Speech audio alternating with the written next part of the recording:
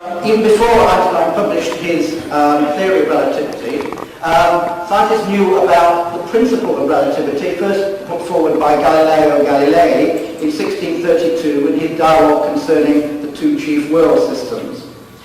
In that, Galileo talked about the fact that physics is the same in all inertial frames, for all observers moving with constant velocity in a straight line, including those who are stationary.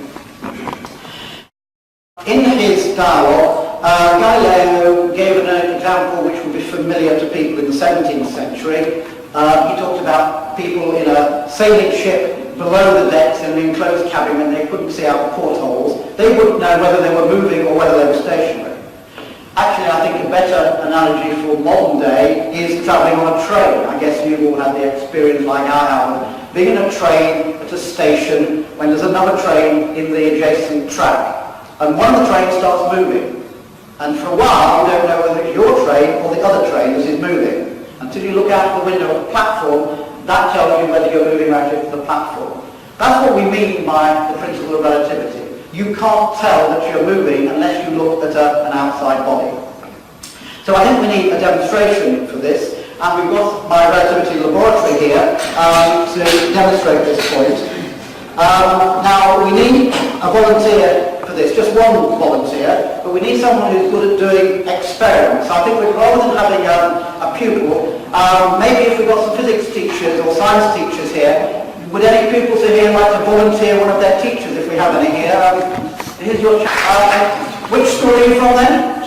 Sheila Q. Right, okay, would you like to sit in there? This is our relativity laboratory. You're going to do some experiments. Okay, let's show you the experiments you've got to do. First of all, you're going to take this ball and you're going to hold it just there in the centre of that circle and drop it and hopefully hit the target. Let it go. Oh, excellent, good. So that's the first experiment successfully completed. The next one is to look at this laser shining across the laboratory there. And is that hitting the target there?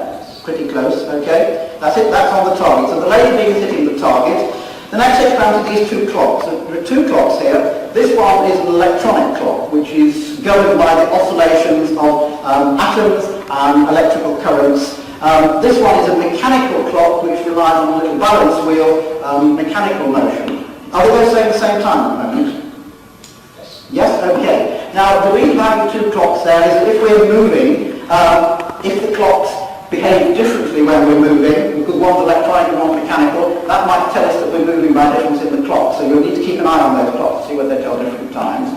The other experiment is the mirror. Can you see your reflection in the mirror? Good, that's like Einstein was able to do. And can you hear the music from these speakers? You can hear the music, right, okay? Good. So you've done those experiments when you're stationary. Now the difficult bit, we're going to start you moving. This gets a bit dangerous. I didn't tell you about that, did I?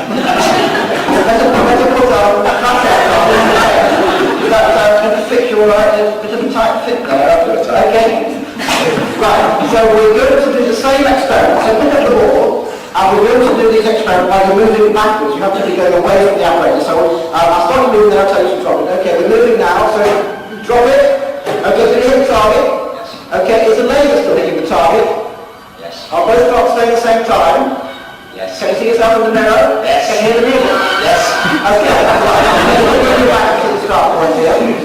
So all your experiments gave the same result even though you were moving. Okay? So could you tell you were moving? You have to think about that, isn't it? Yes, you could tell you. How did you know you were moving? You can look at the audience. Okay, well, next time we'll close the curtains and you won't be able to do that. Any other way you knew you were moving? I guess you felt it rickety and moving a bit wobbly, isn't it? Yeah, we'll stop that then, because Heather's got some magic spray that will spray the wheel of this trolley so that it will be lubricated smoothly so that you won't get any jolts no matter how fast you're travelling.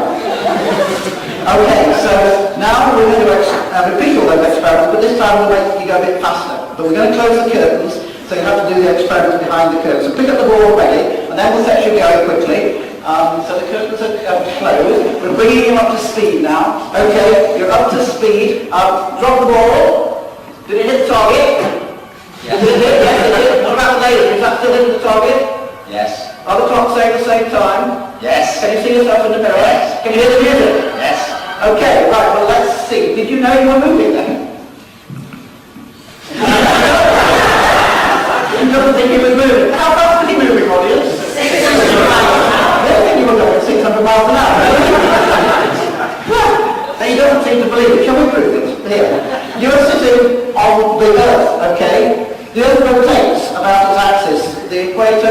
24,000 miles, goes around once in 24 hours. So the equator's moving eastwards at about 1,000 miles an hour. Now here in Manchester, we're a bit further north, so a circle there is not quite so far around. So we're only about 600 miles an hour here, but you and everyone here is moving eastwards about 600 miles an hour.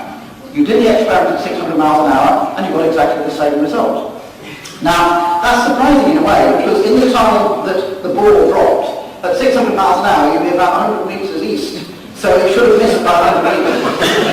The fact it didn't must be because it had a horizontal component of velocity moving with the laboratory. That's why you couldn't see the movement. Okay? Maybe if we go faster, can we go faster so that we can again? Pick up the ball, we'll close the curtains, and we'll let everything again get faster still. Okay, we're getting up to speed. Are you ready now? Drop the ball. Did it hit the target? Yes. Can the laser, does the laser hit the target? Yes. Do both clocks at the same time? Yes. Can you see yourself in the mirror? And can you hear the music? Yes. Okay, so do you believe you're moving? No? Are you moving? Yeah. How fast? 67 miles an hour, they say. Now how can that be? Well, the Earth is travelling in its orbit around the Sun. It takes a year to go once around the Sun. And to do that, it has to travel at 67,000 miles an hour. So you were, and we are, actually travelling at 67 miles an hour. Now that's faster than the speed of sound. So you wouldn't have expected to hear the sound, except that, of course, the air in the laboratory, which propagates the sound, is also travelling along with you, and that's why you wouldn't tell it.